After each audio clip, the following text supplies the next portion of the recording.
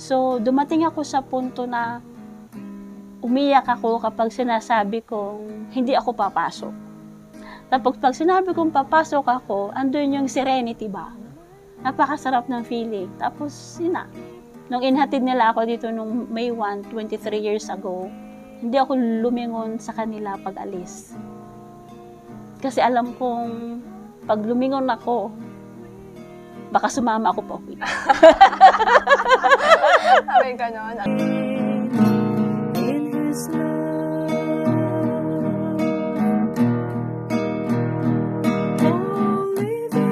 Hello mga kabokchat! Welcome po muli sa panibagong episode ng ating programang My Vocation is Love. So ngayong araw na po ito, meron na naman tayong bago makakakwentuhan.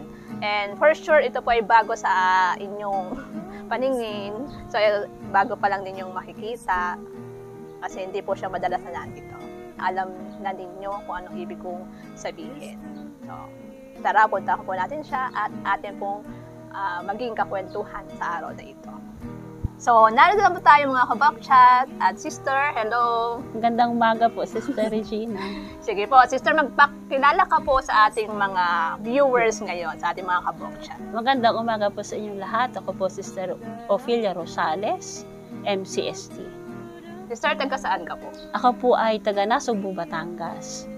Batanggenya din po, no? Opo, Batanggenya po.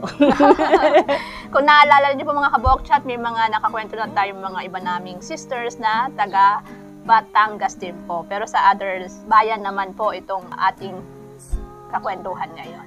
Sister, currently po, saan ka naka-assign ngayon? Well, currently, naka-assign po ako sa ating community po sa Nola, Napoli. Siya po ay nasa south part po ng Italy. Sa Italia din po. Opo. Kaya nga po mga kabokchat, sabi ko nga po sa inyo, hindi po ninyo siya madalas na nakikita dito sa amin at hindi rin po siya madalas nakakapagbakasyon dito sa amin kasi sa abroad po siya naka-assign. Sister, ilang taon ka na po ba doon? Right after my perpetual profession ng 2012, almost 11 years na nasa sa Italy na ako. Nakarating na ako sa iba't ibang community natin sa Italy. Ang first community ko ay sa Conversano, sa seminary. Tapos ang sumunod ay sa Opus Dei sa Roma. Tapos sa Avellino. Pero yung sa Avellino na community natin ay inilipat natin sa Nola. So wala na yung ating community sa Avellino. Inilipat na natin sa Nola. So yun po. Naka-4 na ako. Kulang pa. Kulang pa, sister, talaga naman. Kulang pa. Kulang pa po kasi babalik pa rin po siya. Kasi sa ngayon po, nasa bakasyon po si Sister Ophelia. So katulad din po ng mga na-interview natin at nakakwentuhan ng mga nakaraan, na galing din pong abroad, sila po mga naka-assign, especially sa Europe part, ay nag-change lang po sila ng assignment within that continent, sister. Ano? Yes, kasi po. medyo, hindi naman ganun kahirap. Siyempre, used na sila doon sa language. Sister, baka gusto mo sila palang batiin sa in Italian. Tumawa po siya. Mahirap. Well, ang good morning po kasi sa Italian ay buongiorno. Pag sinabi po nating good day ay buona giornata. Iyon po, konti lang po. Matututo rin po kayo.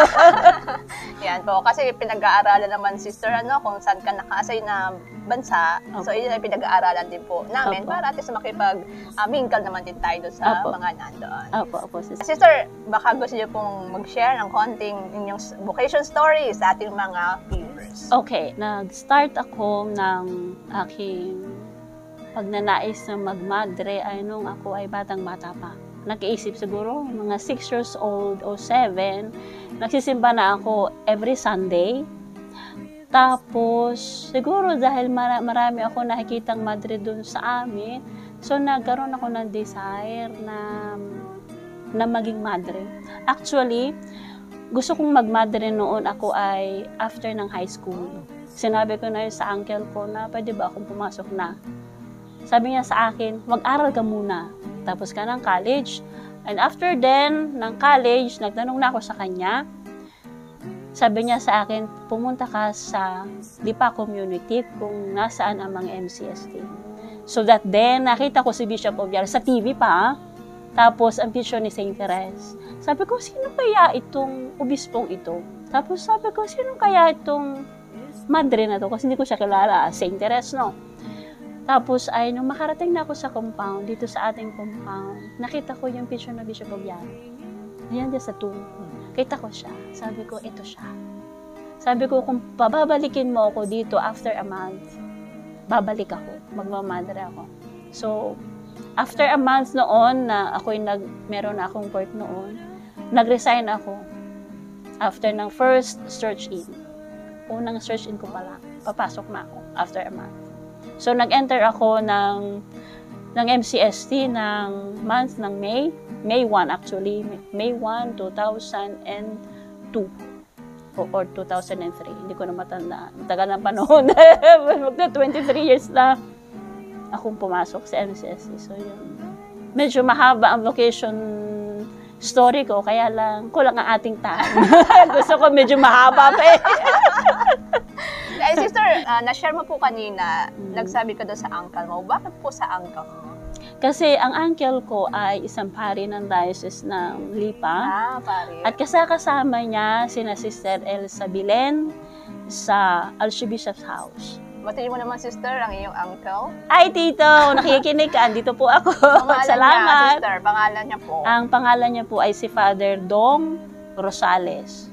Siya po ay naka-assign sa Lemery, Batangas po ngayon. Sa parish po ng Holy Cross. Hello po, Father.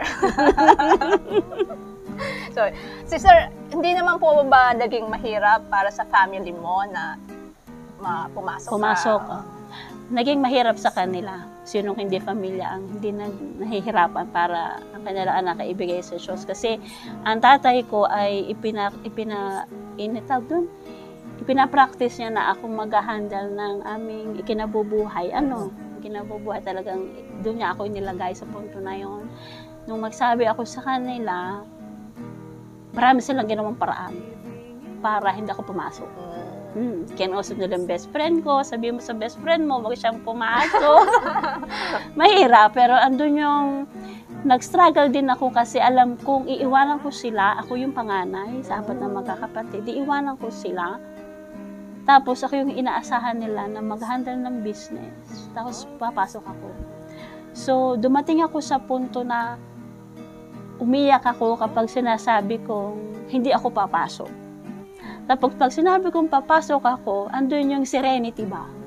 Napakasarap ng feeling. Tapos, nung inhatid nila ako dito nung May 1, 23 years ago, hindi ako lumingon sa kanila pag alis.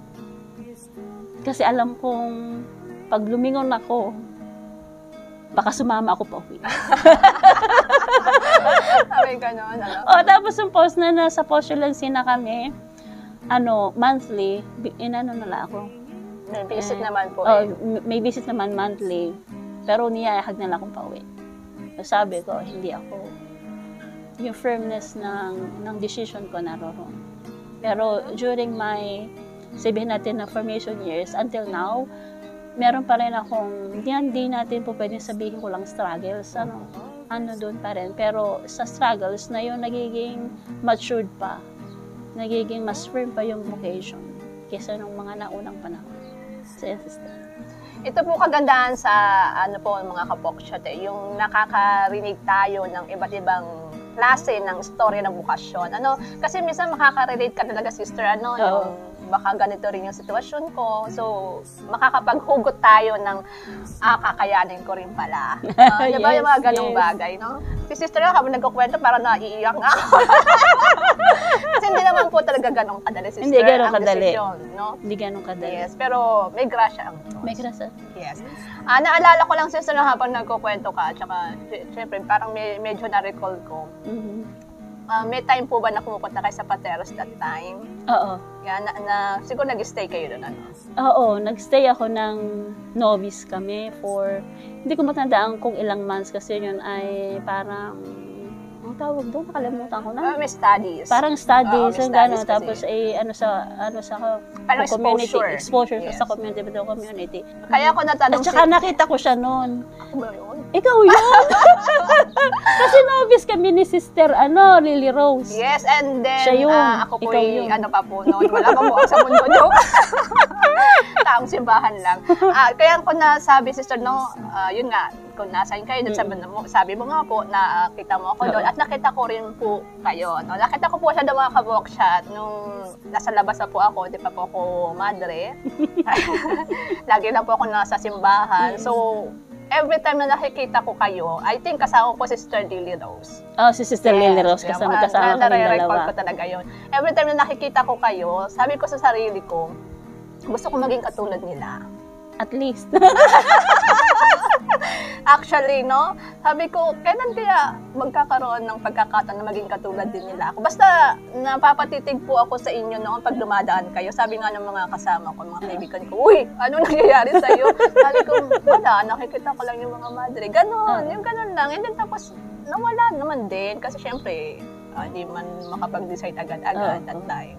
So yun, naalala ko lang po kayo. Di ba kasama mo si Sister Nora din yan? Si Sister Nora, actually siya po ay coordinator namin that time. No? So katikista nga po ako, katulad po na na-share namin si Sister Nora sa inyo. Katikista po siya. Yes. Yun, pero hindi pa po ako pinapayagan that time.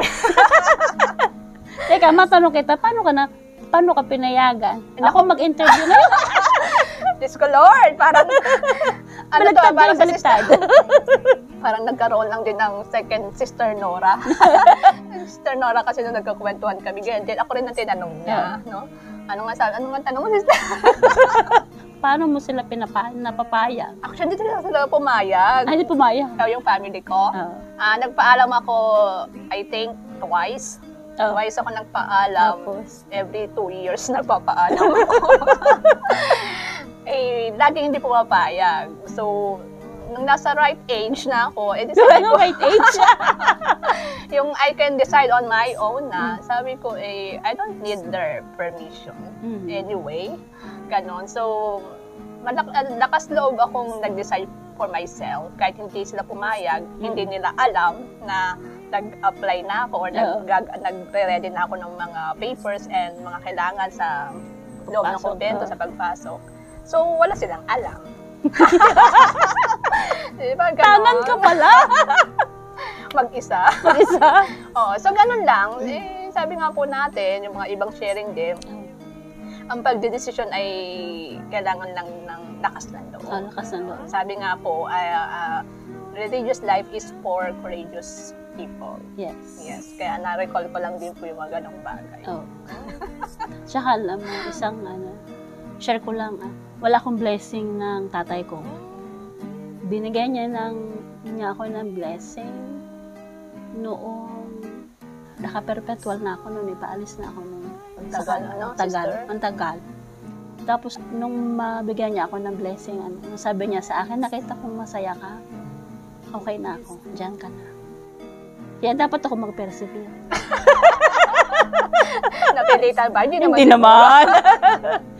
Dahil, this is my personal decision. So, I have to be firm with my decision. Parang, sister, no, every time na lang na, syempre, hindi naman natin naiwasan na nakakaranas tayo ng mga struggles, di ba, sa loob, dito sa kumbento, sa sarili natin. Isipin na lang natin, ang hirap ng mag-decision, pumasok ako Di ba, no? Mahirap tapos, magde-decision ka agad na, goodbye Philippines. No, hindi pwede. Di ba, no? Dahil marami kang iisipin na mas marami kasi, sister, yung blessing. Blessing. Yes. Sabi nga, counter blessing. Napakadaming blessing. Yes. Pero sabi nga na Saint Teresa, all is blessing. Kahit na siya'y mabuti o masama, all pareho silang Everything is blessing. grace. Everything is grace. May mga nagko-comment nga, sister, na pag nakikita nila ako. Ay, sabi nila, sister, parang ang saya-saya nyo naman, parang wala kayong problema. Tatawa na lang din ako. Ganun po talaga. Bisa sasabihin ko na akala nyo lang po. Pero talaga naman pong masaya naman, sister. Masaya. Actually. Masaya. Yes, sa kabila ng nararanasan, andun pa rin po yung saya. Saya. Yes, sister. Dahil hindi naman ibig sabihin na masalaga nakatawa. Yes. Baka gusto niyo pong mag-invite or ano po yung gusto niyo sabihin sa mga nagnanais din or what? So, sa lahat po ng mga kabataan, mga dalaging mga dalaga po dyan na naghahanap po ng, sabihin natin na naghahanap po ng tunay na kasiyahan sa buhay. Bukasyon po sa pagmamadre ay isa pong napakaganda pong pag-aali ng sarili sa Diyos. Dito nyo po matatagpuan yung kapanatagan ng kalooban, ang kasiyahang totoo na hindi po natin makikita kahit saan. Pero ang bukasyon po naman ay marami akong bukasyon, pero sinasabi po natin na pag ang buhay mo ay nakaalay sa Diyos, sa simbahan, mas panatag ka kasi alam mo na darating ang panahon, mas malaki yung makukuha mong kayamanan sa langit. So sa lahat po ng mga kabataan diyan na nagnanais po na pumasok, na magmadre, pasok na po kayo dito sa amin sa MCST. Naghihintay po kami sa inyong lahat. Salamat po. Sister, shout out, no? May gusto kong i-shout out ng mga... So, shout out? Yes. Nauna pong i-shout out ang iyong uncle, father. Shout out po sa aking tito, pare. Salamat sa iyo. At sa mga taga Nasugbu, Batangas, amin pong sa parokya ng St. Francis Xavier po sa Nasugbu, ang amin pong parish priest na si Monsignor RC. At sa lahat po ng buong diocese ng Lipa. Most especially po sa aking bishop, Archbishop Garcera po. Salamat po. Sister, isa shoutout ko lang din po yung mga, hindi ko naman masabing nagpapa-shoutout, pero... Hello po sa mga taga Cebu. Yan. Yeah. Kasi po, may nakakapagsabi lang din po sa akin na marami daw pong tayong taga-subaybay sister sa very Cebu. good. Hi po! Sa lahat daw po ng dako ng Cebu, sabi po ng mga sisters namin na nakasaid dyan, ay followers daw natin. Halos daw, kahit yung mga nasa bundok daw, sister. Very good! Yeah, hello po sa mga taga-Cebu. And meron na po kayo isang bukasyon na nandito ngayon. Posture lang po namin ay taga-Cebu. Taga-Cebu. Yeah, si Kim. Sana po yung may sumunod pa. Yes At po. marami pang susunod. Opo. So, hero din po sa mga taga-Pateros kasi nabanggit ko si Sanura! Hello po sa mga taga-Pateros at saka po sa mga masusugid nating mga taga-subaybay. So, sa lahat ng dako ng Pilipinas, maraming salamat po sa inyong pag-suporta sa amin. Dito po sa aming programang My Vocation is Love. Hashtag ang aking awit ay pag-ibig.